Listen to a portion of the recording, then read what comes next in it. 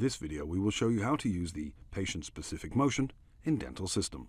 To be able to use this option while designing the restoration, first the patient-specific motion needs to be taken by the dentist during the scanning process.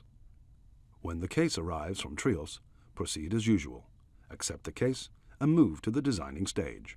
You can enable this option when you get to the anatomy design step. When the restoration has been designed, you can adjust it even more precisely with the patient-specific motion option. Access it from the Smart Tools menu and from the Visualization menu on the right side of the screen.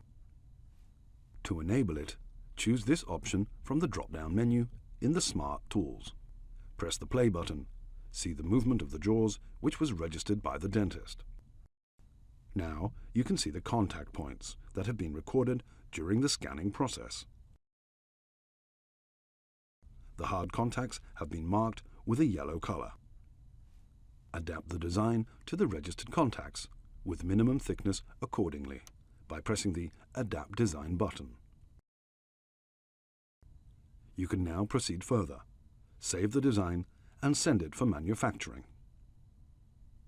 You have now learned how to use the patient-specific motion in Dental System. We hope this was helpful and thank you for watching.